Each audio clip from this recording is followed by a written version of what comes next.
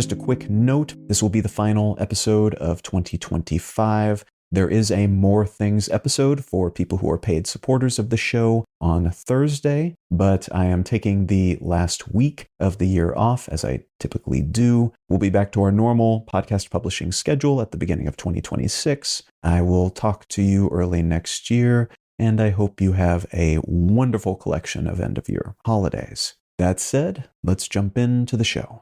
In 2024, the International Energy Agency estimated that data centers consumed about 1.5% of all electricity generated globally that year. It went on to project that energy consumption by data centers could double by 2030, though other estimates are higher due to the ballooning of investment in AI-focused data centers by some of the world's largest tech companies. There are all sorts of data centers that serve all kinds of purposes, and they've been around since the mid-20th century, since the development of general-purpose digital computers like the 1945 Electronic Numerical Integrator and Computer, or ENIAC, which was programmable and reprogrammable, and used to study, among other things, the feasibility of thermonuclear weapons. ENIAC was built on the campus of the University of Pennsylvania and cost just shy of $500,000, which in today's money would be around $7 million. It was able to do calculations about 1,000 times faster than other electromechanical calculators that were available at the time, and was thus considered to be a pretty big deal, making some types of calculation that were previously not feasible, not only feasible, but casually accomplishable.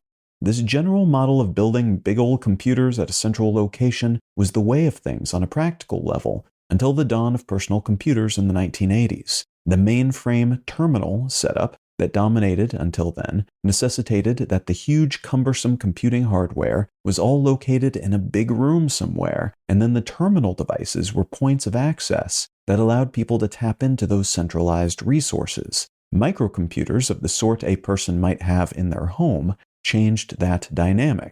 But the dawn of the internet reintroduced something similar, allowing folks to have a computer at home or on their desk, which had its own resources, but to then tap into other microcomputers and to still other, more powerful computers across internet connections. Going on the web and visiting a website is basically just that. It's connecting to another computer somewhere, that distant device storing the website data on its hard drive and sending the results to your probably less powerful device at home or work. In the late 1990s and early 2000s, this dynamic evolved still further, those far-off machines doing more and more heavy lifting to create more and more sophisticated online experiences. This manifested as websites that were malleable and editable by the end user, part of the so-called Web 2.0 experience, which allowed for comments and chat rooms and the uploading of images to those websites based on those far-off machines. And then as streaming video and music and proto-versions of social networks became a thing, these channels connecting personal devices to more powerful far-off devices needed more bandwidth, because more and more work was being done by those powerful centrally located computers, so that the results could be distributed via the internet to all those personal computers and increasingly other devices like phones and tablets as well.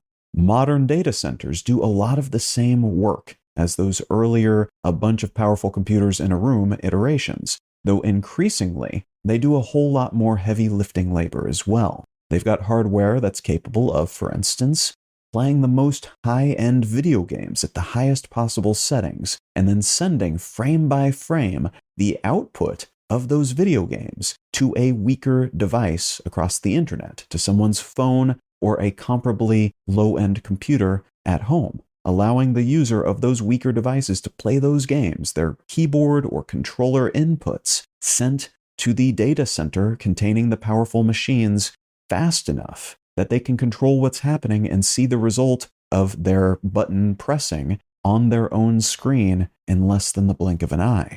This is also what allows folks to store backups on cloud servers, big hard drives located in these sorts of facilities, and it's what allows the current AI boom to function. All the expensive computers and their high-end chips located at enormous data centers with sophisticated cooling systems and high-throughput cables that allow folks around the world to tap into their AI models, interact with them, have them do heavy lifting for them, a lot of big computing stuff, and then those computers at those data centers send all that resulting information back out into the world to all those devices, even if those devices are underpowered and can never do that same kind of work on their own.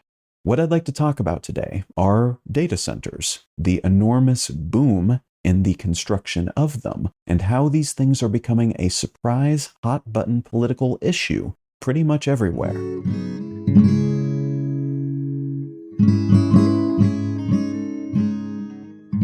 You're listening to Let's Know Things. I'm Colin Wright. I'm able to keep this show ad-free because of support from listeners like you. If you're finding value in what I'm doing here, consider becoming a paid supporter for the cost of a cup of coffee each month at letsknowthings.com. And as a thank you for your helping me keep this show solvent, you'll receive an additional bonus More Things episode each month. All right, let's get back to the show. As of early 2024, the United States was host to nearly 5,400 data centers sprawled across the country. That's more than any other nation, and that number is growing quickly as those aforementioned enormous tech companies, including the so-called Magnificent Seven tech companies, NVIDIA, Apple, Alphabet, Microsoft, Amazon, Meta, and Tesla, which have a combined market cap of about $21.7 trillion as of mid-December 2025, which is about 2/3 of the US's total GDP for the year, and which is more than the European Union's total GDP, which weighs in at about $19.4 trillion as of October 2025. That number is quickly growing as these companies splurge on more and more data centers. These are not the only companies building data centers at breakneck speed. There are quite a few competitors in China doing the same, for instance, but they are putting up the lion's share of resources for this sort of infrastructure right now, in part because they anticipate a whole lot of near-future demand for AI services, and those services require just a silly amount of processing power, which itself requires a silly amount of monetary investment and electricity. But also because, first, there are not a lot of moats, meaning protective defensive assets in this industry, as is evidenced by their continual leapfrogging of each other, and the notion that a lot of what they're doing today will probably become commodity services in not too long, rather than high-end services that people and businesses will be inclined to pay big money for. So they need the economies of scale that more data centers allow them. But second, also because there is a suspicion held by many in this industry that there is an AI shakeout coming. A bubble pop, or bare minimum, the release of air from the maybe AI bubble, which will probably kill off a huge chunk of the industry, leaving just the largest too-big-to-fail players still intact.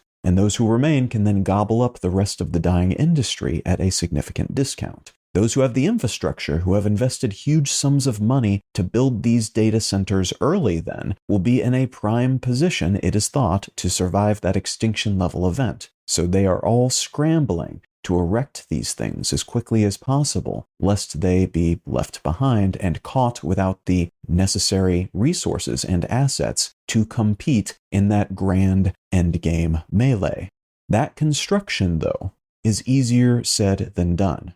The highest-end chips account for around 70 to 80% of a modern data center's cost, as these GPUs, these graphical processing units that are optimized for AI purposes, like NVIDIA's Blackwell chips, can cost tens of thousands of dollars a piece and millions of dollars per rack. And there are a lot of racks of such chips in these data centers. And the total cost of a large-scale AI-optimized data center is often today somewhere between $35 and $60 billion.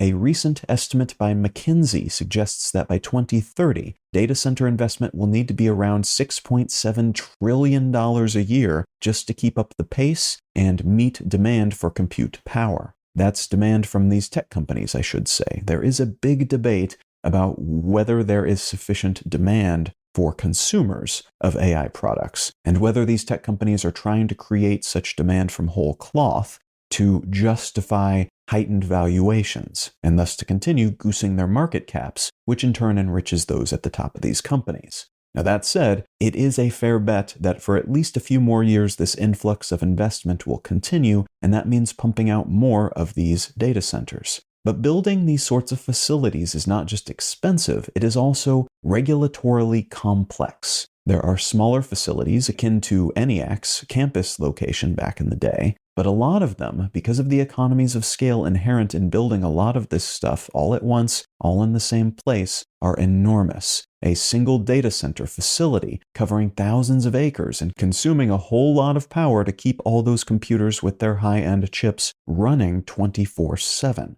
Previous data centers from the pre-AI era tended to consume in the neighborhood of 30 megawatts of energy, but the baseline now is closer to 200 megawatts. The largest contemporary data centers consume 1 gigawatt of electricity, which is about the size of a small city's power grid. That's a city of maybe 500 to 750,000 people, though of course climate, industry, and other variables determine the exact energy requirements of a city. But these data centers already consuming that much as a city in some cases are expected to just get larger and more resource intensive from here. This has resulted in panic and pullbacks in some areas. In Dublin, for instance, the government has stopped issuing new grid connections for data centers until 2028, as it is estimated that data centers will account for 28% of Ireland's power use by 2031 already. Some of these big tech companies have read the writing on the wall and are either making deals to reactivate aging power plants, nuclear, gas, coal, whatever they can get their hands on, or are saying they will build new power plants to offset the impact on the local power grid. And that impact can be significant. In addition to the health and pollution issues caused by some of these sites, in Memphis, for instance, where Elon Musk's company xAI built a huge data center to help power his AI chatbot Grok, the company is operating 35 unpermitted gas turbines, which it says are temporary, but which have been exacerbating locals' health issues and particulate numbers. In addition to those sorts of issues, energy prices across the US are up 6.9% year over year as of December 2025, which is much higher than overall inflation. Those costs are expected to increase still further as data centers claim more of the finite energy available on these grids, which in turn means less energy available for everyone else. And that scarcity, because of supply and demand, increases the cost of said remaining energy. As a consequence of these issues, and what is broadly being seen as casual overstepping of laws and regulations by these companies, which often funnel a lot of money to local politicians to help smooth the path for their construction ambitions, there are bipartisan efforts around the world to halt construction on these things. Locals saying the claimed benefits, like jobs, don't actually make sense, as construction jobs will be temporary, and the data centers themselves do not require many human maintainers or operators. And because they consume all that energy, in some cases might consume a bunch of water too, possibly not as much as other grand-scale developments like golf courses, but still. And they tend to generate a bunch of low-level, at times harmful background noise, can create a bunch of local pollution, and in general take up a bunch of space without giving any real benefits to the locals. Interestingly, this is one of the few truly bipartisan issues that seems to be persisting in the United States, at a moment in which it's often difficult to find things Republicans and Democrats can agree on. And that is seemingly because it's not just a big companies led by untouchable rich people stomping around in often poorer communities and taking what they want sort of issue. It's also an affordability issue, because the installation of these things seems to already be pushing prices higher. When the price of energy goes up, the price of just about everything goes up. And it seems likely to push those prices even higher in the coming years. We will see to what degree this influences politics and platforms moving forward, but some local politicians are already making hay by using antagonism toward the construction of new data centers as part of their policy and campaign promises. And considering the speed at which these things are being constructed and the slow build of resistance toward them, it's also an issue that could persist through the US's congressional election in 2026 and the subsequent presidential election in 2028.